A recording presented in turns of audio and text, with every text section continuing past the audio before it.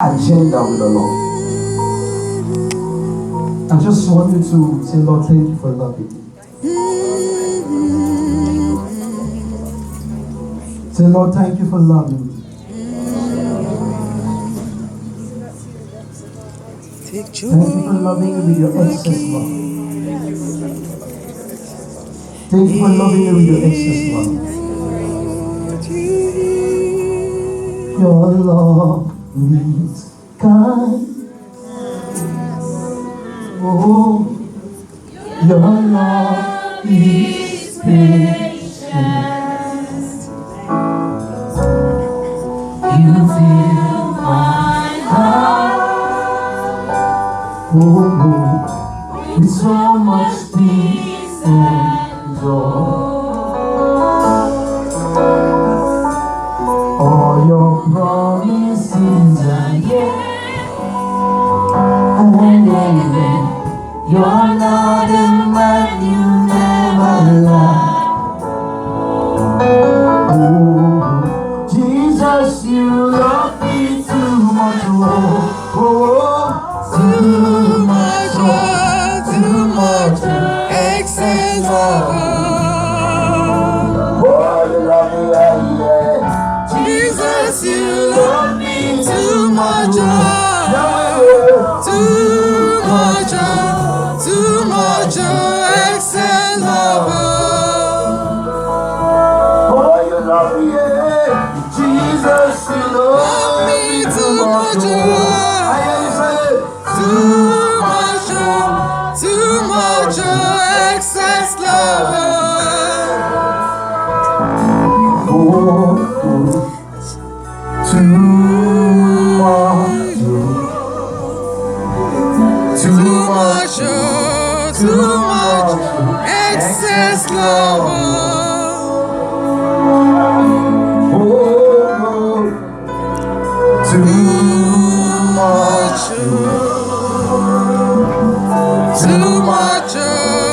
too much, excess love.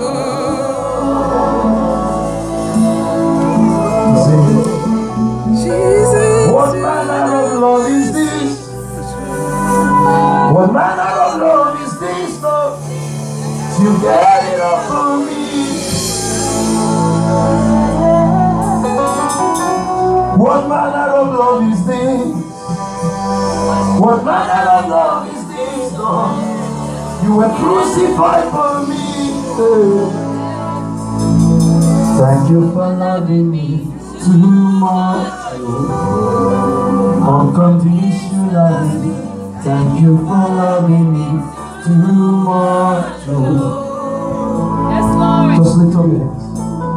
Thank you, Jesus. Can I have those strings on the piano? Oh, see, and oh, see.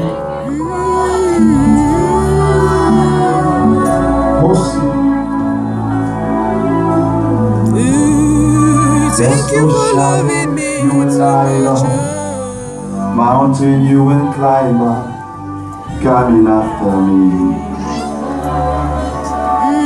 There's no wall you will kill down, lie you will tear down, coming after me. Oh yeah, yeah.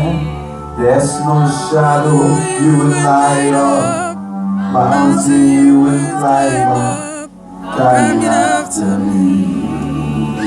Oh. There's no wall you will keep down, lie you will tear down, coming after me.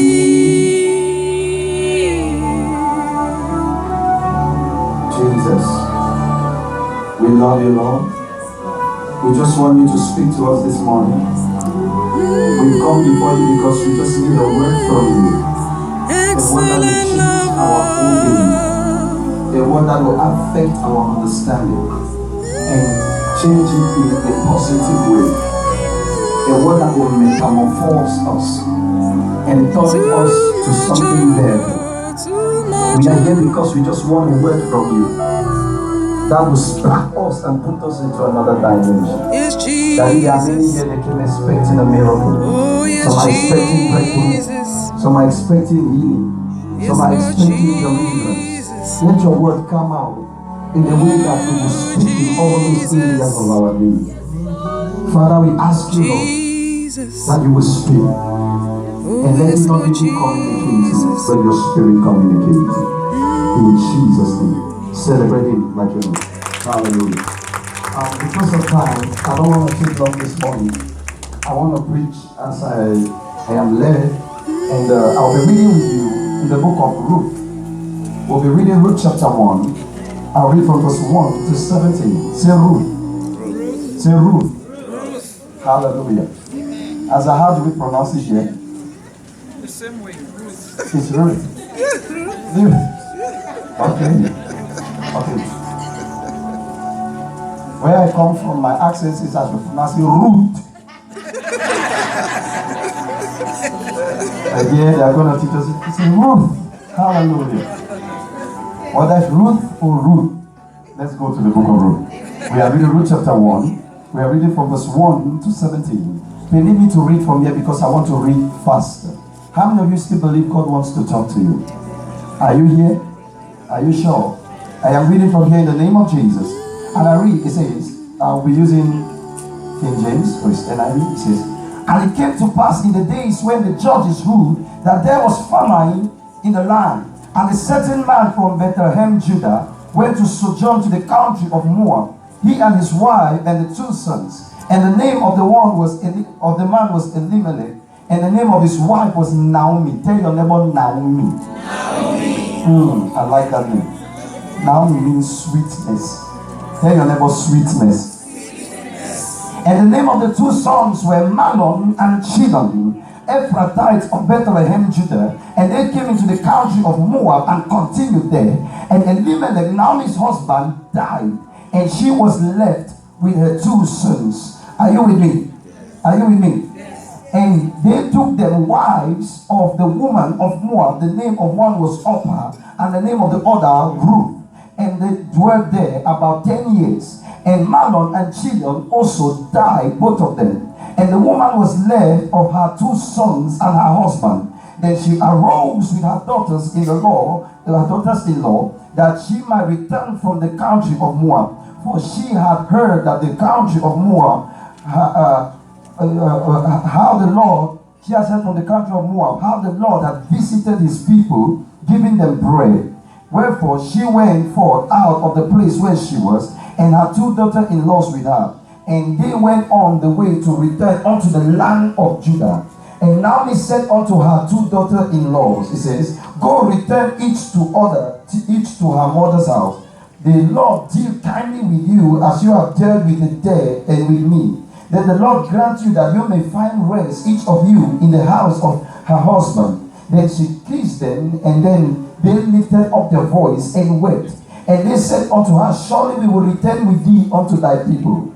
And Naomi said, turn again, my daughters. Why will ye go with me? Are there yet any more sons in my womb, that they might be your husbands? Turn again, my daughters, go your way, for I am too old to have an husband. And if I should say I have hope, I should have an husband also that tonight, and should also bear a son. Will ye tarry for them that they should grow until you become husbands to them, or you become wives to them, and they become husbands to you? He says, nay, my daughters, for it grieved me much for your sakes, that the Lord, the hand of the Lord, is gone against me. And they lifted up their voice. They lifted up their voice and they wept again. Orpah kissed her mother-in-law and said goodbye. But Ruth clung unto her. Another version says Ruth cleaved unto her. And she said, behold, thy sister-in-law is gone unto her people and unto her gods. Return thou after thy sister-in-law. And Ruth said, entreat me not to leave thee, or to return from following after thee. For whether thou goest, I will go. Whether thou lodgest, I will lodge. Thy people shall be my people, and thy God my God. Where thou die, I will die, and there I will be buried. The Lord do so to me more also, if aught but death part thee and me. This is the word of the Lord. Hallelujah. I will be talking to you very fast this morning on the topic Right perspective. If you don't mind, talk to somebody, say the right perspective. Say the right perspective. Hallelujah. When we talk of the right perspective, we mean seeing things in the right way. Are you with me? Now, I want to show you something this morning because there's a yearning in my heart. When we left here last night, I saw what God was doing here last night.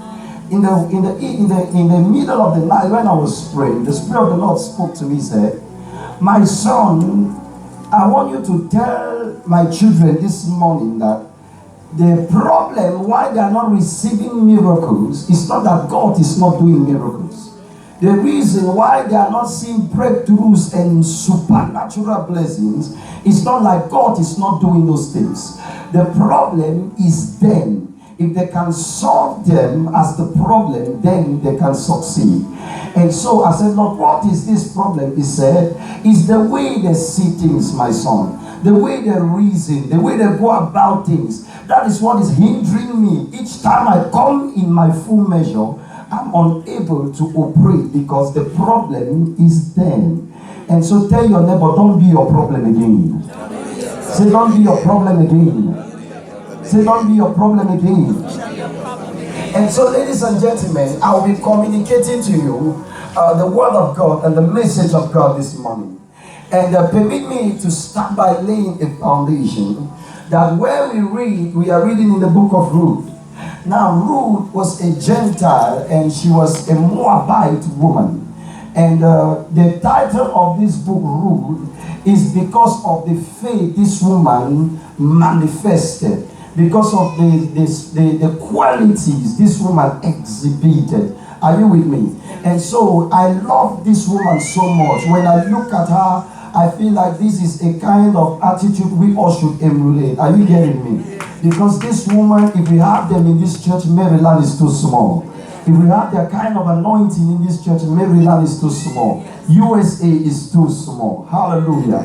And so from the beginning of everything, it says that the story never started with Ruth.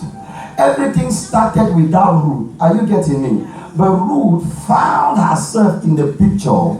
Now, the agenda never started with Ruth, but Ruth included herself in the agenda. Are you getting what I'm saying? Normally, Ruth was not supposed to be mentioned in the Bible, but she did something that put her into it. Are you getting me? May you enter God's agenda this morning in the name of Jesus. I am coming, I am coming, I am coming. Say, I am coming. And now I want you to understand something. From where we are reading, the Bible makes us to understand that one time there was this wonderful family called the family of Elimelech. And this man was married to the wife Naomi. Now, married to Naomi, which is sweetness, means the woman was a woman. She was so sweet. Are you getting me? And so now they were enjoying life in their country. They were children from the tribe of Ephraim. They were Ephratites, and from the home country of Bethlehem, Judah. And now there is something about Bethlehem, Judah. It's the place of the promise. It's the place where things happen. Are you getting me? Now there is a God over Judah, for we call him the Lion of the tribe of Judah. If you are in Judah, you are protected. If you are in Judah, you are covered. That God is the God most high we serve. Hallelujah. That's why till today, all the Jews, they still brag a lot because there's a God over them. Are you getting what I'm saying? And so these were all children from Judah, and they were Ephratites. You people know the blessings that were upon Ephraim. When Jacob was about to bless Manasseh and Ephraim, and then what happened? Hallelujah. And so the greater blessings went. So these people, they were manifesting in the fullness of God's blessings. Are you getting me? And so on them is blessings. Everything about them was wonderful. Life was going okay. This woman was enjoying. Her businesses were moving well.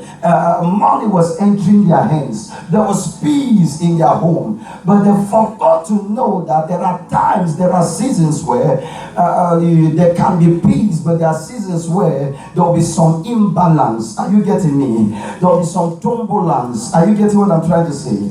There are moments where not everything will be going fine, but God expects that when those night periods come, you should be able to endure, because after that night period comes the morning. Because the Bible says weeping only endures for the night, but what comes in the morning? Joy. Am I talking to somebody? And so it so happened that while they were enjoying themselves, feeling good, enjoying the wonders of Bethlehem, enjoying the provision of the God of Judah, the Jireh nature of God. While they were enjoying it, they did not know that one day famine will come. And so when famine came, that was a famine that could be handled. That was a famine that they could endure. But Elimelech and Naomi choose not to stay in their place, stay under the atmosphere and endure it. They choose to move away. They choose to leave. Are you getting me? To go to a land where they think there is food, to stay there. But there were other members of their families, and there were other tribal groups that stayed in their place. They stayed in that land. Now, can I preach to somebody?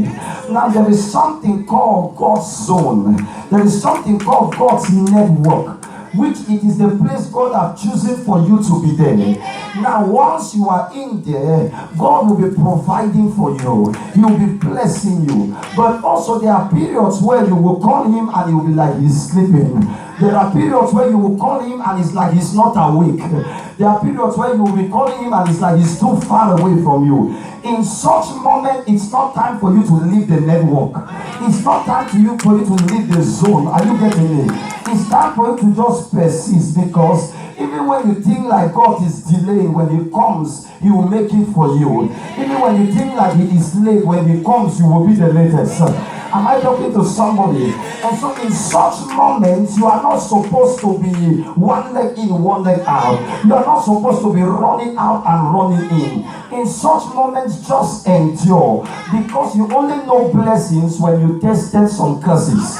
You only know that there is freedom when you tested some prisons. You only know that there is lack, or there is plenty when you suffer from some lack. And God brings these words at times just to make us enjoy the fullness of the glory. Can I talk to somebody? It is not time for you to leave the network of God.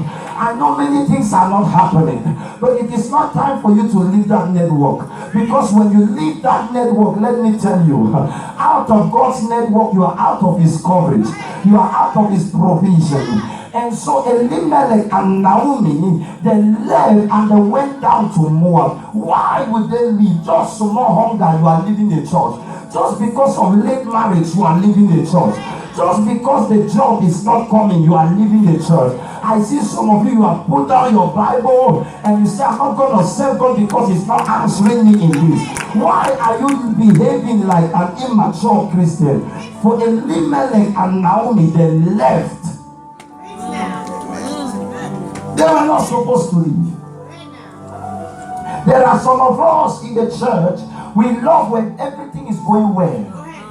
But the day we come and nothing is going well in the church, I'm looking for another church.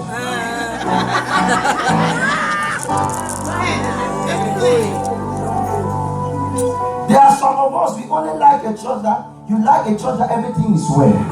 Let me tell you, not everything will be well here. Any person who told you that as you are here, everything will be well is a lie. There are times you will not be well. Are you hearing what I'm saying? Now, when it is not well, it's not time for you to leave. It's time for you to stay. Are you getting me? Are you getting me? Don't leave the network. I've seen many sisters who came to me, they said, Prophet, it looks like God is delaying and my time is passing. I will go out and try something. Are you getting what I am trying to say? Omega, it's not time to leave the network of God. It's not time to come out of the razor. When you come out of it, you lost connection. You lost everything you have. Who told you that there is no house without challenges? Who told you that there are no people without problems? When problems come and you are living them, your faith is too small. Why would so much hunger send people out of God's zone? What are they looking for? And so they left and they went down to Moab. And while they went down there, now if I were them, I would have just gone to stay in the period of the hunger. When it is past, I will come back. But even when the hunger had passed, they continue to stay there. They now made Moab their place of habitation. Are you getting what I'm trying to say? They now made Moab their comfort zone. And there, the two sons of Elimelech, Mahlon and Chilion, they were able to get Moabite women for their wives. Are you getting me? So they settled there. They had wives from there. And then they started making a living there. Now, even when there was now food in their place, they did not return. They were now there. Now, but there is something they did not know. They forgot to know that the land of Moab, though it has food, but it is a land that swallows its inhabitants. Are you getting what I'm trying to say? Because the land of Moab was governed by idols of Asherah, Baal, and all that. So God's protection cannot extend there. God's hands could not go there. God's coverage could not go there. When you are in Moab, you are exposed. You are without insurance. Are you getting what I'm trying to say? Any arrow the enemy can pick you, anything can happen to you. That is the problem when you leave the God zone. When you leave your place, your destination of your destiny. When you walk out of it, you are like unprotected. Are you getting me? So they left and they went down there and they were enjoying the fact of the land, but not knowing that it's a land that swallows its inhabitants. Are you getting what I'm trying to say? Man, let me tell you, it's not all what looks good that you think is good. Are you getting what I'm trying to say? Stop looking at the outward one and you are enjoying. Start enjoying the one God has put you inside. And so the Bible makes me to understand that while they were there, now the land is a land that is suffering from untimely death and premature death. And there is this spirit that swallows people in Moab. How do I know? If you read in the book of Joshua, you hear Joshua sent, Moses sent the spies to go look at the land. And when they saw the Moabites, they said that land swallows its inhabitants. Are you getting what I'm trying to say? And so this is what I want you to understand. So while they were there, the spirit of untimely death came. The first person the spirit came and took was the husband. Elimelech died. If I was Naomi, I would have returned home with my two sons. But Naomi sat there. They have already taken something from you. The enemy is already taking something from you. But yet you are not still thinking that it's time for me to come back in the Lord and start functioning the way I was functioning. Look at you, there's already sickness all over you. Is it not saying it's time for me to return and start serving God the way I used to? And so when Elimelech died, if I was Naomi, I would have returned. She stayed 10 years again. Mahlon died. If I was the one, I would run with Chilion and enter. But she still stayed there. Then what happened? Chilion died. That's when Naomi's eyes became open. Say, this land is not good though. This is a very bad place. This is a very bad place. I don't like it though. I am returning back to the house of God where my destiny belongs. And now she heard that God had come and God had remembered the people, that there is plenty of food in Bethlehem, Judah, that the people eat until there is no place to keep food. And so she said, I am returning. So when she said she was returning, she told her two daughter-in-laws that I am about to go. They said, no problem, we are going together. And then she turned and looked at the two women and she said, oh, you women, I've caused calamity on you people. I came into your land full, but now I'm going back empty. Don't follow me because I am an empty woman. Don't follow me because there's nothing for me to offer to you. Don't follow me because I have become useless. There is nothing I can give you. So, woman, don't follow me. So he told them not to follow her. She said, don't follow me. And so when she said that, Orpah and Ruth, they were the two daughter-in-laws.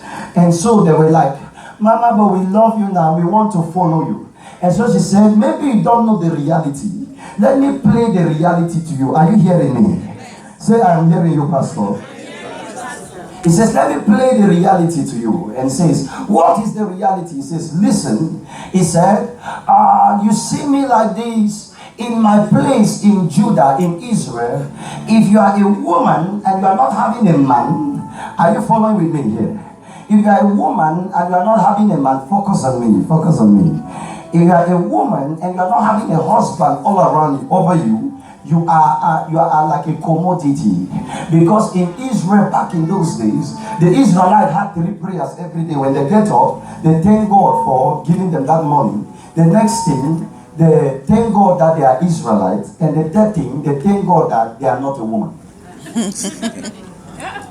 So that's that's the 3 prayer topics. Now, because the way you have your guinea pigs, fowls in the house, that's how they also have your dog. That's how they also have women in those days. But everything has changed thanks to the power of God. Hallelujah. And so Naomi told them, he says, back in my place you will have no voice because there is no man for you. Now, even if I was to see a man there back in my place in Bethlehem, Judah, and I get pregnant overnight and I give birth to the son grows overnight. Now, will you people wait for that son until he grows and marries you people? My daughters, this is the reality. Don't follow me. I have nothing to offer to you. This is why I want to preach now. Can I preach? Yes. Can I preach now? And so now when she said that, she gave the reality. Now, Oprah, who is a very good analyst, Oprah calculated the statement. She analyzed the statements, and then she did some balancing of equations, and she said, no, Naomi is right. There's nothing left for Naomi. This is a sinking ship, man. I'm gonna walk away. And then she kissed her mother-in-law, and she said, Mama, goodbye, and she left. But there was another woman called Ruth. This woman is a different kind of a woman. It's the kind of Christian Jesus is looking in today's church. This woman is not normal. The way she sees things is not normal. I call it the right perspective. Are you ready for the right perspective? Are you ready for the right perspective? She sees things in the right perspective. And now Ruth looked at Naomi. She saw Oprah going. She saw Naomi about to go, and she was standing in the middle. Should I follow Oprah, my sister-in-law, and return to my people and stay at the same level and be at the same level and be at the same place? Or should I follow my mother-in-law to the land where I know that they serve the living God, to the land where I know that God covers and protects his people?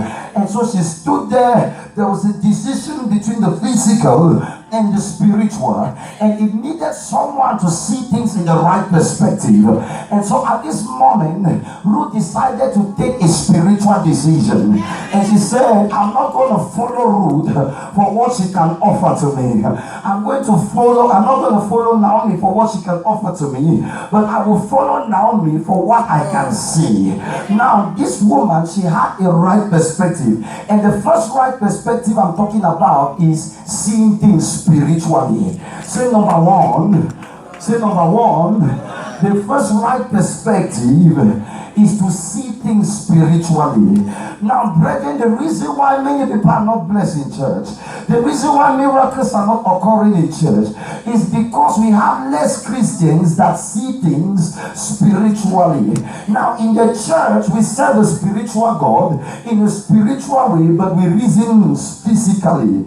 And that is why no miracle is happening, because everything God gives us is in a spiritual form. If you are asking for blessings, the blessings will come in the spirit, because God is a spirit. And that's why the Bible says we who want to worship him must worship him in spirit and in truth. Am I talking to somebody? Meaning, if God wants to answer you with that job, the job will come in the form of a spirit. It will come in the spirit state. And now you accepting it in the spirit state, it will naturalize to the physical. That's the problem with the church. We don't see the spiritual point of it. We only want the physical. And that's why we are stuck at one point. That's why nothing is happening to us. A church that sees things physical, mechanical, carnal is just an association. It's a gathering of people. Are you getting what I'm saying? But if this will be a church, you must start having a spiritual perspective. You must start seeing things in the spiritual. Is somebody getting me? Listen to me, ladies and gentlemen. We live in the world of the spirit. We live in the world of the spirit. Everything that takes place physically took place first spiritually. I am tired of a church where they analyze everything physically. I'm tired of a church where the same way they run their businesses, that's the same way they want to run the church. The church is not a physical atmosphere. It's a spiritual hospital. It's a spiritual ground. Are you getting me? That is why you are still in the physical form, in the mechanical form. When you get in here, you're supposed to be in the spirit, because things happen but in the spirit. Note that Romans tells us that to be carnally minded is death, but to be spiritually minded is life. Say, Lord, Lord, help me to be spiritual. When a church is not spiritual, they will analyze everything. Our pastor's English was not the best. Our pastor is not having this. Our church is lacking this. There's no order. Our church is this, our church is that. When a church is mechanical, the brothers will be fighting brothers, sisters will be fighting sisters. I have seen why people don't want to go to church, because each time they come to church, the church functions like their club outside. The church functions like their meeting house outside. The church functions like their school association outside. When they come in the church, everything is mechanical. Omega, we cannot stay at that mechanical side. We have to have the right perspective, which is spiritual. If all of us are spiritual here, let me tell you, Maryland is too small. America is too small. We will revive this nation. There are few spiritual people. When you see a church that is not spiritual, gossiping will be inside. Hatred will be inside. Envy will be inside. Backbiting will be inside. Are you getting what I'm trying to say? People will begin to see but the negatives. Are you getting what I'm saying?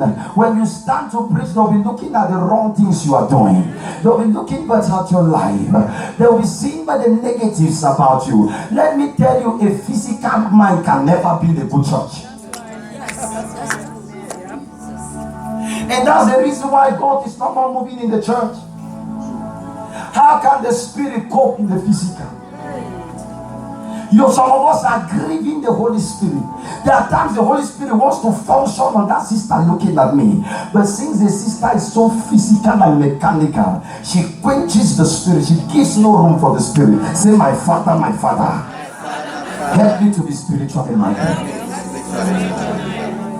How can you explain that we go to our jobs early but we come to church late? That is a mechanical way.